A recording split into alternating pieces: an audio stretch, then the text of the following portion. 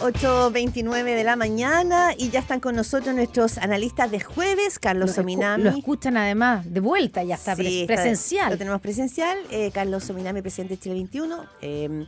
Rodrigo Villa, director del área Política y Sociedad Civil de Libertad y Desarrollo y director del Centro de Educación Ciudadana de la Universidad San Sebastián. ¿Cómo les va? Buenos días. Hola, muy buenos días. ¿Cómo están? Bien. Contento de estar aquí compartiendo con ustedes. Volviendo a un país tranquilo, un país no ha pasado mucho, imagino, desde que tú te fuiste. Y después de 2 semanas te ubicas cómo llegar acá a Santiago, a la oficina de la radio. Tengo que reconocer si andaba perdido con el piso. ¿En serio? Porque también, yo de repente voy a otras radios que también están en edificio, entonces otras no las voy a nombrar. No las voy a nombrar. Bueno, espérame, antes de todo, quiero aprovechar que está Rodrigo Villa acá, porque la decisión de Evópoli de dar libertad de acción a los militantes, de su militante en la comuna de Las Condes, que de alguna manera lo conversábamos recién con el diputado Jorge Guzmán acá, jefe de bancada de Evópoli, es tomar distancia por la incomodidad que les ha significado no solo los 17 millones de pesos de Marcela Cubillo, sino, dice ahí, como la argumentación que ha dado respecto a la libertad. ¿Cómo lo ves tú, Rodrigo Villa? Porque tú eres militante de Renovación Nacional, estás en la universidad. ¿Cómo ves tú esta decisión de Evópoli de tomar distancia? A ver, yo no lo escuché, pero sí escuché a la presidenta de Evópoli el día de ayer cuando explica esto. Yo creo que hay que hacer una precisión. Sí, los 3 partidos de Chile Vamos, cuando anuncian el primer acuerdo, creo que en 90, 83 comunas, está Marcela Cubillo como candidata independiente. Es decir, los 3 partidos de Chile Vamos, en una conferencia de prensa dicen que es parte, ¿no es cierto?, del equipo de candidatos, pero sí como independiente. Entonces, yo creo que no es verdad, digamos, eso que dicen, pero sí, no es la candidata de Chile Vamos, una candidata independiente que tiene un estatus distinto, por supuesto. Eso es objetivo, porque no la inscribió Chile Vamos, lo inscribieron su firma. Sí. Pero sí fue anunciado como candidato dentro de la... ¿Y por qué hace esa precisión? Porque creo que es bueno para la historia. ¿Para qué? Para efectos de interpretar. Entonces, porque o también de las consecuencias que puede tener para Evópoli lo que está haciendo. Y porque también eso le da espalda a lo que hizo Rodrigo Galilea respecto a las directivas comunales o distritales de renovación. Es decir, aquí hay actos formales, ¿no es cierto?, de los partidos, de las directivas que son los representantes de los partidos, y que después, ahora, distinto es que, aunque exista ese hecho objetivo, la directiva tomó una decisión que está en su libertad, y me imagino que es el fundamento del diputado Guzmán, es decir, libertad de acción. ¿Ya? Sí, pero Rodrigo Villa, ya vamos contigo, Carlos Ominami. La política es de hechos concretos, usted lo sabe bien, y de simbología. Y en la simbología... Por eso, Claudia, yo hice la simbología de cuando se proclamaron las candidaturas. Pero también en la simbología se podría leer, lo dice claramente el diputado Jorge Guzmán, que no es cualquier diputado, el jefe de bancada de Evópoli, que la incomodidad que le generó a Evópoli, la figura de Marcela Cubillo, es tal que toma distancia. O sea, el dar libertad de acción no es solamente decir no, es una crítica. Pero usted está repitiendo lo que él dice, que dejaron libertad de acción. Y yo entiendo que todos los candidatos, o la mayoría de los candidatos a concejal de Evópoli de la comuna de Las Condes, siguen apoyando a Marcela Cubillo. Entonces, hay una incomodidad, me imagino, si ellos la están declarando, ¿no? Yo repito lo que usted me está contando, pero esa incomodidad parece que no fuera la misma para todas las autoridades dentro del propio partido. A mí lo que me parece, independiente de eso, es que sí se ve desordenado, Carlos. Sí, aquí uno mira, ¿no es cierto?, lo que pasa en esa decisión.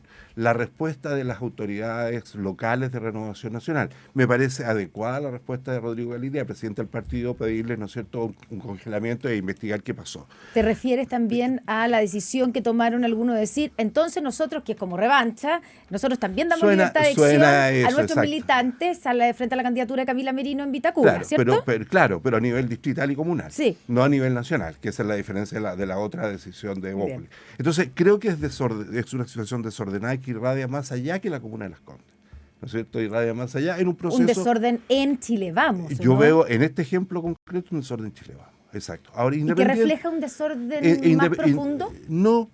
Yo extrapolo solamente el proceso electoral y Connie, y lo que quiero decir, estamos a 3 semanas de una elección donde las energías de los partidos, independiente de las autonomías, yo creo que Evópoli puede hacer lo que hizo, y creo que los otros 2 presidentes de partidos dijeron, es una decisión autónoma. Lo pueden hacer. pero creo que lo que se tiene que preservar hoy día en todos los bloques es cómo llegar, ¿no es cierto?, de la mejor forma a las elecciones del 26-27. Ya. Y Carlos Dominami lo ve desde la vereda del frente, como ganas de tomar feliz. Comiendo cabritas. Yo creo que yo seguiría con Rodrigo ahí, que siga dando las explicaciones del caso, porque la verdad es que no está incómodo como lo que uno ve es que hay una situación bien compleja dentro de la derecha, y tengo la sensación de que todo esto que se decía hace 2-3 meses atrás, de que el camino para la elección presidencial de la derecha era prácticamente un desfile, que estaba todo ya pavimentado, que esta elección municipal además iba, como las elecciones municipales anteriores, a anticipar el triunfo de ese sector político. Yo creo que todo eso está hoy día muy profundamente en cuestión. Eso me parece a mí que es lo primero. En el caso de Marcela Cubillos, creo que la decisión de Evópolis, yo también escuché a la presidenta de Evópolis, escuché también al jefe de bancada, al diputado, y eso confirma lo que varios dijimos, de que hay un reproche que hacerle a Marcela Cubillos. Hay un problema con ella, no es simplemente entonces una decisión que se tomó o un sentimiento prevaleciente en el mundo de la centroizquierda, sino que hay un reproche fuerte que hacerle, y creo que es evidente que generó también mucho malestar en la propia sociedad. Así que yo realmente ahí, Rodrigo, a ver cómo arreglan las cosas. Si yo no sé si la reacción que se produjo en Vitacura, de decir, bueno, si ustedes nos plantean este problema en Las Condes, nosotros nos votamos por ustedes en Vitacura, si eso no va a generar otras reacciones en cadena, no lo sé. Lo que es claro, si uno sube 2 peldaños, es que la crisis política e institucional del país lo afecta a todos. Entonces, si bajamos 2 peldaños, probablemente uno dice ya vamos a la derecha, o después, y quizás pasado mañana vamos a ir a la izquierda, y así vamos en los bandeos. Pero se lo comentaba a Connie, entrevisté a Juan Pablo Luna, un cientista político muy destacado de la Universidad Católica, y yo creo que él hace un diagnóstico hiper pesimista, pero en el fondo dice, ¿sabe qué? El problema es estructural, y aquí están todos jodidos. Se lo vi, todos jodidos. Y la verdad es que cuando uno empieza a mirar las encuestas, la distancia de la ciudadanía con el mundo político, quizás aquí el botón rojo ya está prendido. No estamos en el semáforo amarillo.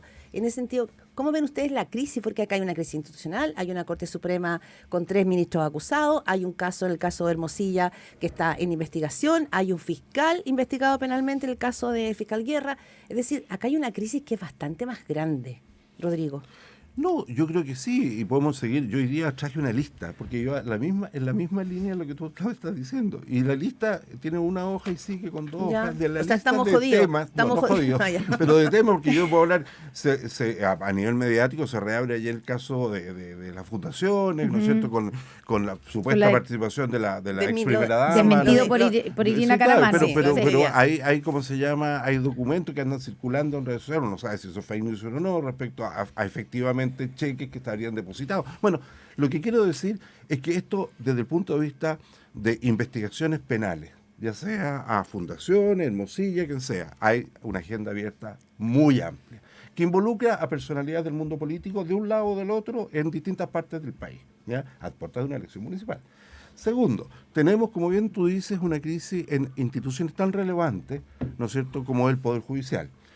Tenemos, ¿no es cierto?, un cuestionamiento de los sistemas electorales que llevan a la integración del Congreso. Lo hemos conversado con Carlos varias veces. Es decir, si uno hace un análisis medianamente completo desde el punto de vista político, estamos en un problema. Ahora, yo, por difícil que sea la situación, no creo que esto sea terminal ni que estemos en una situación crítica. Yo creo que sí, Chile ha vivido momentos difíciles y ha sabido salir adelante, ¿ya?, frente a emergencias que son desde el punto de vista de terremotos, ese tipo de cosas, como emergencias políticas donde se afecta la democracia. Tenemos experiencias negativas, el estallido social del cual vamos a cumplir 5 años en un par de semanas más. Tenemos experiencias positivas con resultados que tal vez no fueron los que se esperaban, que fue todo el proceso democrático de participación ciudadana, constitucional que se generó con 2 resultados fallidos final, pero sí encausados dentro de la democracia. Yo espero que el nombramiento, y con esto voy cerrando esta parte, el nombramiento de las 2 juezas en el Poder Judicial ¿no es cierto?, ayude, ¿no es cierto?, a descomprimir la situación. Es una buena noticia. Es una buena noticia. Creo que la mayoría de la votación, creo que la menor voto sacó fueron 41, 42 votos, que es muy alta, mucho más de lo que se requiere. Sí, solo un voto en contra. ¿No Entonces creo que es muy positivo. Creo que el resultado de la encuesta CEP, ¿no es cierto?, respecto a la evaluación de la PDI, Carabineros, las Fuerzas Armadas, las instituciones de orden público y seguridad, también es positivo. Ya, poniendo el lado positivo también. Estoy tratando de buscar cosas. Yo comparto lo que dice Rodrigo, lo hemos conversado muchas veces en este mismo programa. Creo que Chile entró en una pendiente bien delicada. No es un país que se esté cayendo a pedazos, el mundo está en general sumamente complicado, América Latina, todas las regiones del mundo. Somos, pues, en todo caso, en América Latina, ojo, somos la única que no tiene guerra dentro de todas las regiones del mundo, pero no significa que no tengamos un conjunto grande de dificultades. O que no tengamos otro tipo de guerra, como la del crimen organizado. No tenemos guerras interestatales, no es menor, no es poco. Y sí, yo creo que es muy delicado el que tengamos hoy día el epicentro de la crisis en el Poder Judicial, porque finalmente es la institución el último recurso. Es cuando uno ya, los ciudadanos no tienen, si la política falla, si el Poder Legislativo falla, si hay dificultades en distintos ámbitos, el Poder Judicial es el que tiene que finalmente hacer justicia. Y tenemos también una situación bien delicada y entonces dos cosas. Yo siento que realmente hay que hacer, el mundo político tiene que hacer un tremendo esfuerzo y yo espero que el día 28 de octubre, luego de las municipales, se abre una ventana para por lo menos introducir un conjunto de reformas al sistema político y que eso pueda hacerse entre finales de octubre y no más allá de mayo, junio del próximo año. Tengo la ilusión de que eso va a funcionar, de que las principales fuerzas políticas de este país, de derecha, centro e izquierda, van a ser capaces de ponerse de acuerdo para los efectos de producir una recomposición del sistema de partidos. Porque, con esto termino, si eso no se hace, si las reglas con las cuales se va a hacer la próxima elección parlamentaria son las mismas que hoy día, ya no vamos a tener 21 partidos, vamos a tener 30 partidos y va a ser completamente imposible reformar el sistema.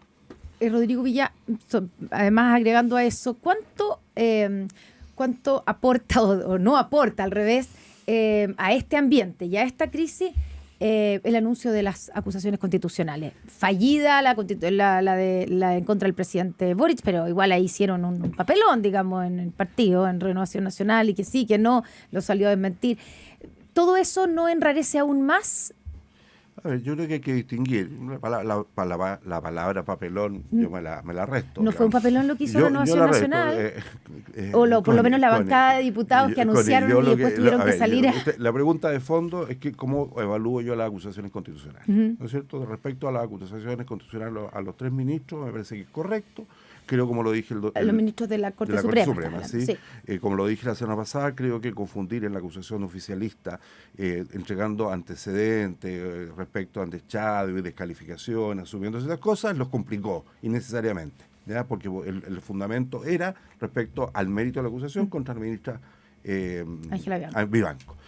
Eso está bien, estaba en su proceso. Creo que la acusación que hizo Republicano respecto a la ministra del Interior, yo la comparto. Creo que deberán mostrar los fundamentos y la discusión es en materias de orden. Aunque cuestione al gobierno de Sebastián Piñera, del cual tú fuiste parte, Rodrigo Villa. Que son dos cosas, que también le critico lo mismo que critico a la otra respecto a las menciones de Chadwick. ¿Son gustitos? Yo creo, no sé si son gustos, pero sí es un error a lo menos estratégico. Por parte de Republicano. Y por parte de, ¿cómo se llama?, el Partido Socialista, haber incluido esos elementos respecto a Andrés Chávez. Pero en el caso de la acusación contra la ministra Toá... Porque en el fondo, lo que haces tú, una acusación es argumentos, razones, ¿no es cierto?, argumentos y mayorías. Ese es el equilibrio de una acusación constitucional. Tú, por darte un gusto en el caso del Partido Socialista, se sabe que fue un gustito, porque además no estaba acordado, ¿ya? Corres el riesgo de perder mayorías. Segundo, entonces esa es la discusión. Yo creo que hay fundamentos en materias migratorias y materias de seguridad que eran suficientes para efectos de poder avanzar, ¿no es cierto?, con los votos necesarios.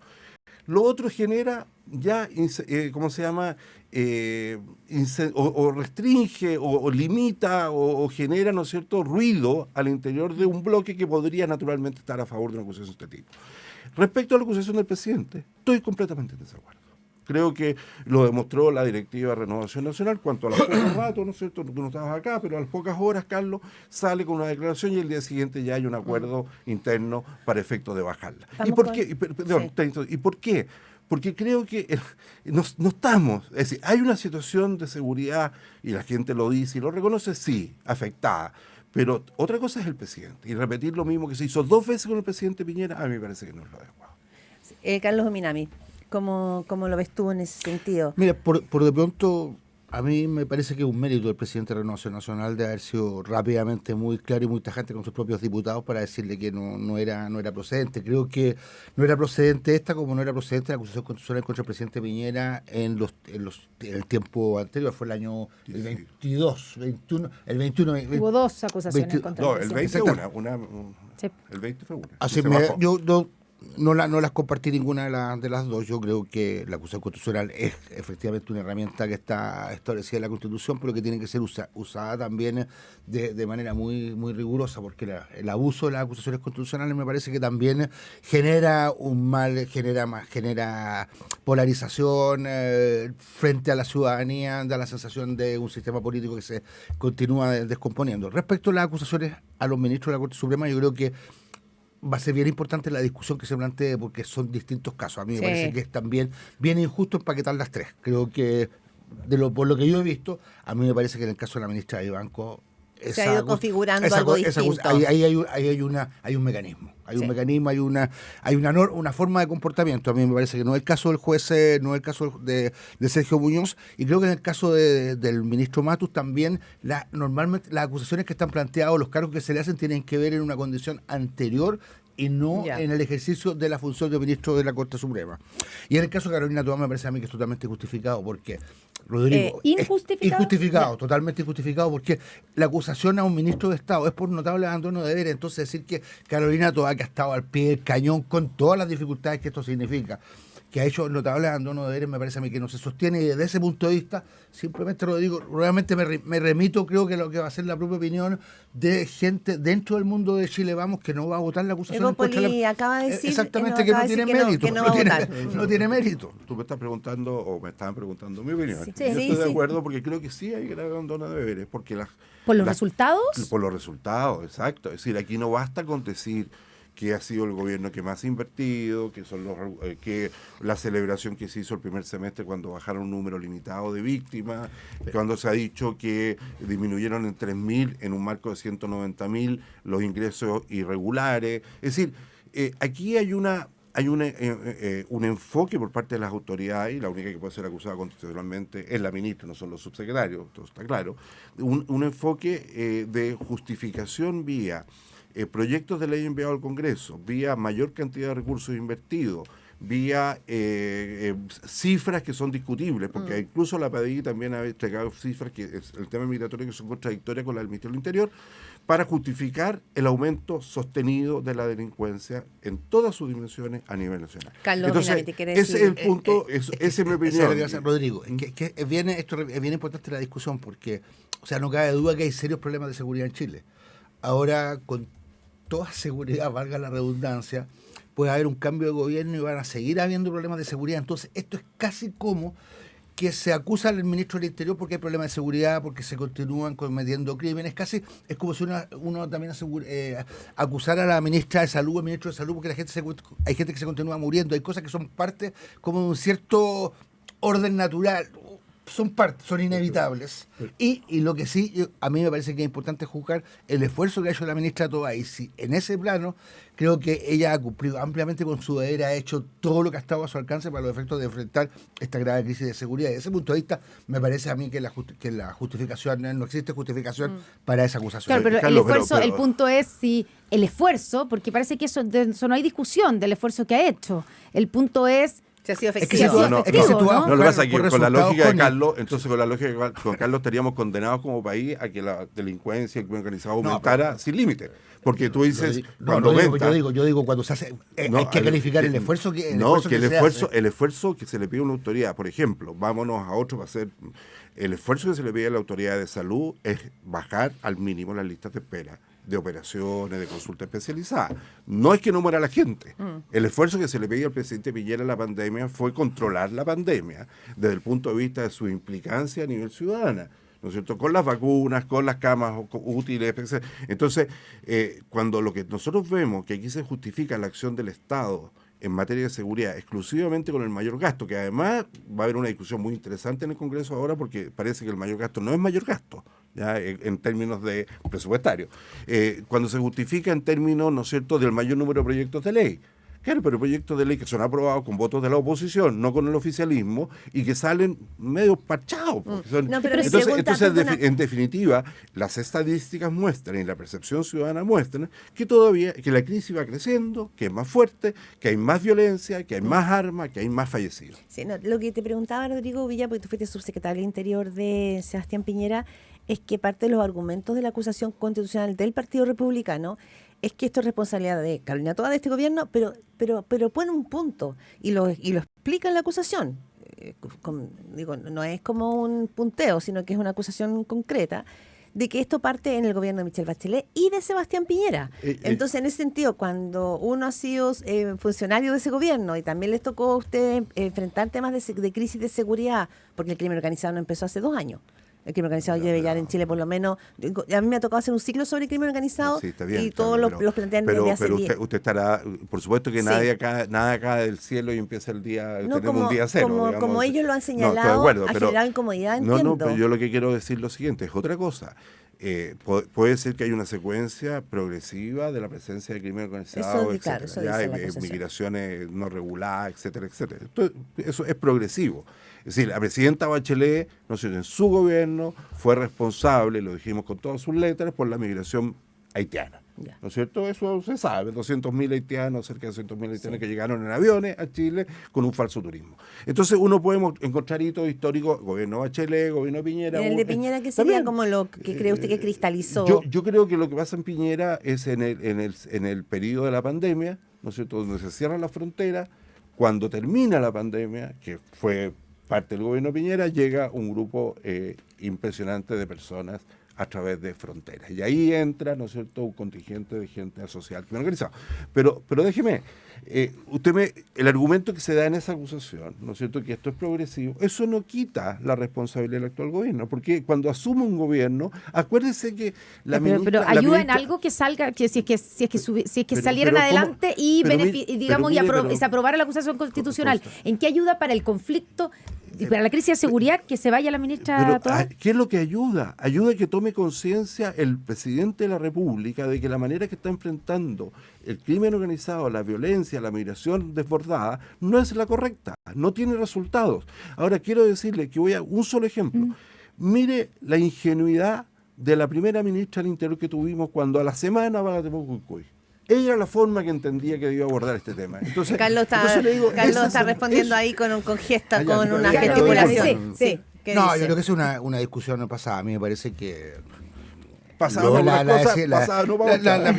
instalación de ese gabinete correspondió también ahí a mucho malo entendido, a una idea de que era una coalición la constituida por el Partido Comunista y el Frente Amplio la que había ganado la elección presidencial y que tenía que hacer las cosas que intentó hacer con los resultados que también se conocieron. Pero a mí me parece que respecto de la discusión hoy día, Rodrigo, yo lo digo con respeto, pero también con fuerza. Yo tengo la sensación de que más que buscar corregir lo que se está haciendo en materia de seguridad, lo que se está buscando es hacerle daño a la ministra Toa, y la verdad es que a mí me preocupa también que Renovación Nacional y que Chile Vamos termine finalmente ayudándole la cueca a los republicanos, porque de eso se trata. ¿Por un tema electoral crees tú, Carlos? Cuando dice, antes de ir, francamente creo que sí. ¿Por qué? Porque la ministra Carolina Toa podría ser la candidata presidencial. Es parte, yo creo que hay un intento de dañar. Uno, porque saben perfectamente que esa acusación constitucional no se va a aprobar. O sea, lo saben fehacientemente y por tanto entonces no hay ningún tipo de rectificación